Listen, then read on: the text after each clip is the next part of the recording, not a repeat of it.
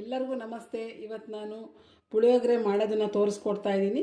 Readymade ಪುಳಿಯೋಗರೆಲ್ಲೇ puliyogare ಮಾಡೋದು ತೋರಿಸ್ಕೊಡ್ತಾ ಇದ್ದೀನಿ. ಅದಕ್ಕೆ ಬೇಕಾದಂಥ ಪದಾರ್ಥಗಳು: ವೈಟ್ ರೈಸ್, ಒಣಮೆಣಸಿನ್ಕಾಯಿ, ಉಪ್ಪು, ಅರಿಶಿನ ಪುಡಿ, ಕಡಲೆ ಬೀಜ, ಜಜ್ಜಿಟ್ಕೊಂಡಿರೋ ಬೆಳ್ಳುಳ್ಳಿ, ಅರ್ಧ ಸ್ಪೂನ್ ಸಾಸಿವೆ, ಎಣ್ಣೆ, ಕರಿಬೇವು, ಹುಣಸೆ ಹುಳಿ ರಸ, ಪುಳಿಯೋಗರೆ ಪೌಡರ್. ಈಗ ಮಾಡೋ ವಿಧಾನನ ತೋರಿಸ್ಕೊಡ್ತೀನಿ.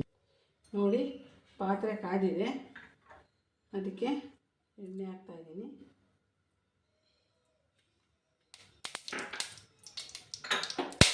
ಮತ್ತು ಸಾಸಿವೆ ಹಾಕ್ತಾಯಿದ್ದೀನಿ. ಅದು ಸಿಡಿಯುತ್ತೆ. ಈ ಥರ ಕ್ಯಾಪ್ನ ಮುಚ್ಚಿ ಸ್ವಲ್ಪ.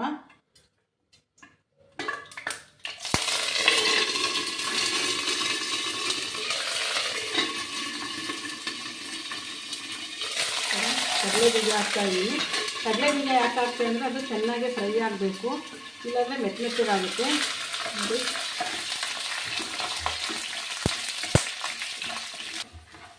ನೋಡಿ, ಕಡಲೆ ಬೀಜ ಫ್ರೈ ಆಗಿದೆ.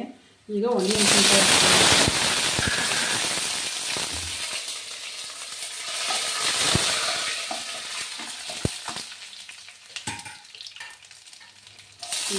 ಜಜ್ಜಿಟ್ಕೊಂಡಿರೋ ಬೆಳ್ಳುಳ್ಳಿ,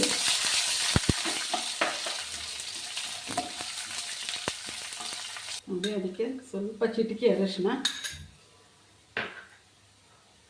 ಮತ್ತು ಇದು ಹುಣಸೆ ಹುಳಿ ರಸ,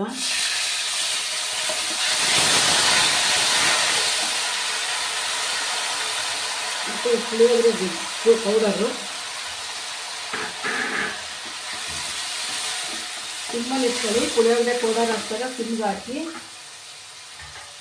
ಮತ್ತು ಪುಳಿಯೋಗರೆ ಪೌಡರಲ್ಲೇ ಸಾಲ್ಟ್ ಇರುತ್ತೆ, ನೀವು ಸಾಲ್ಟನ್ನ ಸ್ವಲ್ಪನೇ ಹಾಕಬೇಕು, ಜಾಸ್ತಿ ಹಾಕಬೇಡಿ. ನೋಡಿ ಎಷ್ಟು ಚೆನ್ನಾಗಿ ಕಾಣಿಸ್ತಾ ಇದೆ. ನಾನು ರೆಡಿಮೇಡ್ ಪುಳಿಯೋಗರೆಲ್ಲೇ ನಾನೇ ಬೇಕಾದಂಥ ಪದಾರ್ಥಗಳನ್ನ ಹಾಕಿ ಈ ರೀತಿ ಮಾಡಿದ್ದೀನಿ. ನಮ್ಮನೇಲಿ ಮಕ್ಕಳಿಗೆ ತುಂಬ ಇಷ್ಟ ಆಗುತ್ತೆ. ಡೈರೆಕ್ಟ್ ಪುಳಿಯೋಗರೆ ಪೌಡರ್ನೇ ಮಾಡಿದ್ರೆ ಅಷ್ಟು ಇಷ್ಟಪಡಲ್ಲ. ಈ ಥರ ಮಾಡಿಕೊಟ್ರೆ ತುಂಬ ಚೆನ್ನಾಗಿ ತಿಂತಾರೆ. ನೋಡಿ, ಈಗ ಕೊನೆಯದಾಗಿ ರೈಸನ್ನು ಹಾಕ್ತಾಯಿದ್ದೀನಿ.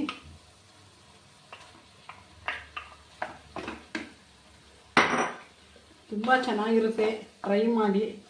ಯಾವುದೇ ಪುಳಿಯೋಗರೆ ನಾನು MTR ಹಾಕಿದ್ದೀನಿ, ನೀವು ಯಾವ್ದು ಬೇಕಾದ್ರೂ ತಂದು ಈ ರೀತಿ ಮಸಾಲೆಗಳನ್ನ ಆ್ಯಡ್ ಮಾಡಿ ಹಾಕಿದ್ರೆ ಅದು ಡಿಫ್ರೆಂಟಾಗಿ ಟೇಸ್ಟ್ ಕೊಡುತ್ತೆ.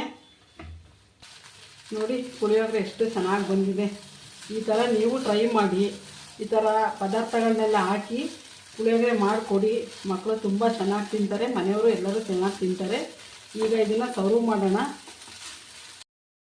ನೋಡಿ, ಪುಳಿಯೋಗರೆ ರೆಡಿಯಾಗಿದೆ. ನೀವು ಟ್ರೈ ಮಾಡಿ ಮನೇಲಿ. ಆದರೆ ಲೈಕ್ ಮಾಡಿ, ಸಬ್ಸ್ಕ್ರೈಬ್ ಮಾಡಿ, ಶೇರ್ ಮಾಡಿ, ಪ್ಲೀಸ್ ಮರಿಬೇಡಿ. Thank you.